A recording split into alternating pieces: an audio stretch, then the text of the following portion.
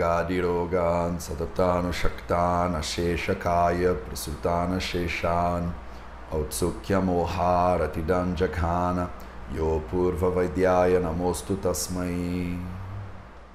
Bonjour à tous, je suis Rita de la chaîne Ayurnatur et aujourd'hui en collaboration avec Mateusz Macedo de la chaîne Vida Veda, on va continuer nos études de l'Ashtanga-Hridayam aujourd'hui avec la deuxième moitié du shloka numéro 20 qu'on a commencé la semaine dernière du premier chapitre de Sutrasthana et il dit ce qui suit.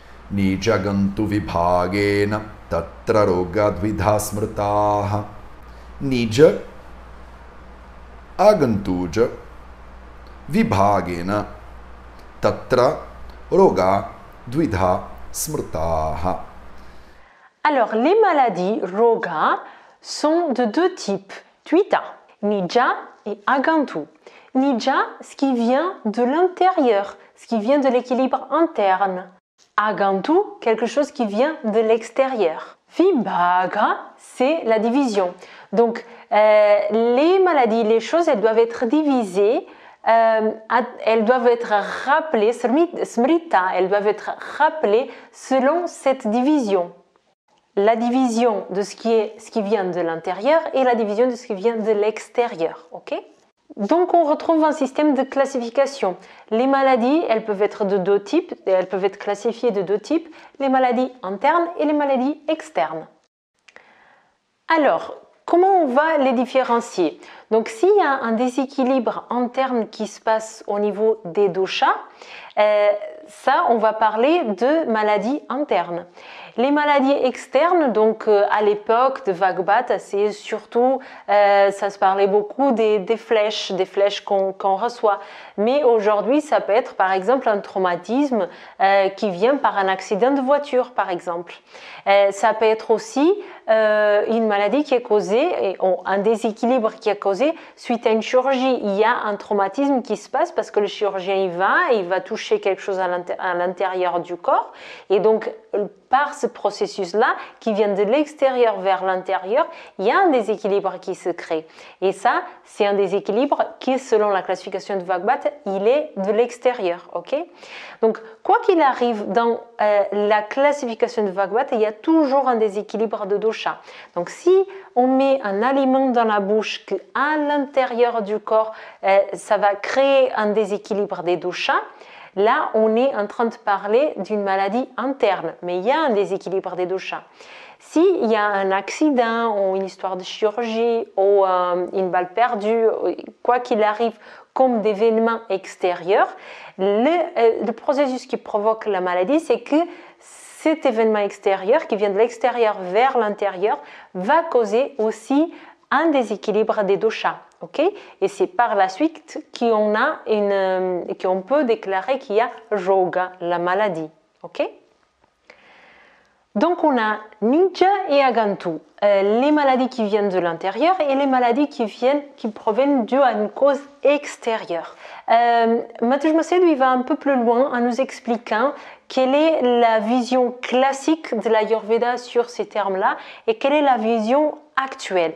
Donc en fait, sur la vision classique, quand on parle des maladies externes, on est vraiment en train de parler de quelque chose qui est relatif à un trauma, un traumatisme. Donc la chirurgie, une balle perdue, des choses comme ça. Okay? Un accident de voiture, une voiture qui nous rentre dedans, des choses comme ça.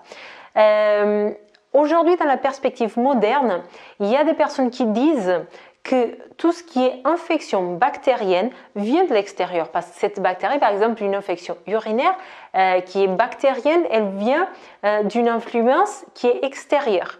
Mais ça, c'est très controverse parce que les textes classiques, elles ne parlent pas de micro-organismes. Parce qu'à cette époque-là, il y a 5000 ans ou plus, on n'avait pas la notion, déjà il n'y avait pas de microscope, donc on n'avait pas la notion de ces micro-organismes qui existaient. Ok, ça c'est quelque chose qui est très relié à la médecine moderne.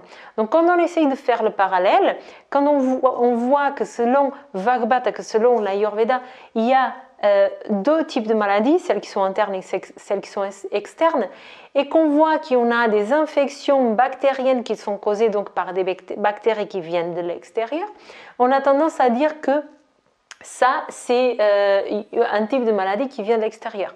Mais c'est pas clair parce que dans la vision classique, il y a cette notion de trauma quand on parle de maladies qui viennent de l'extérieur, ok?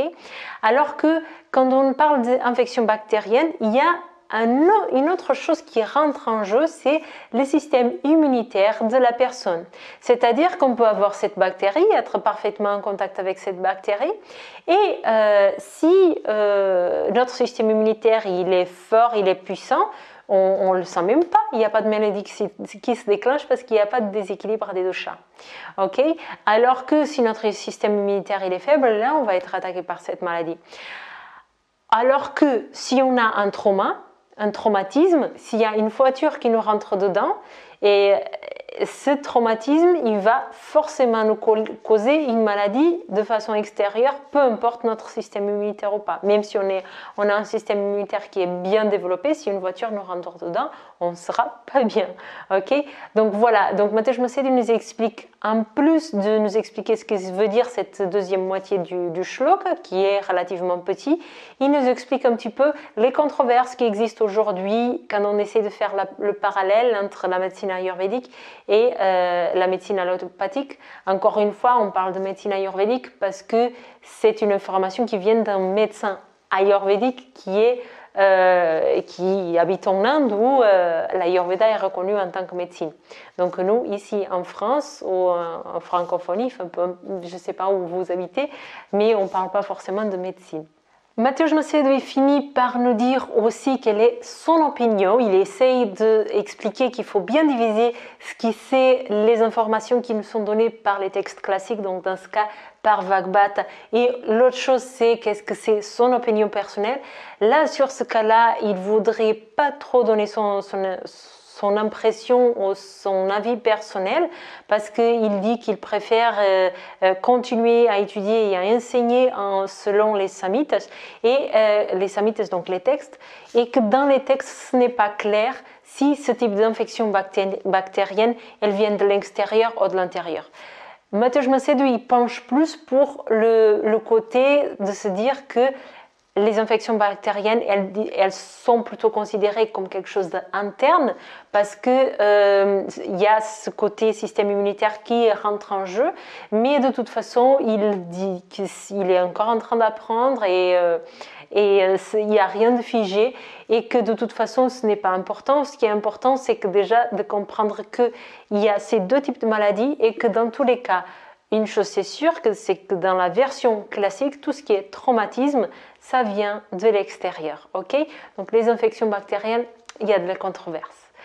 Merci beaucoup de nous avoir écoutés. Je vous invite à partager cette vidéo, à liker, à commenter, à contribuer si vous voulez sur nos sites et sur nos sites d'aide.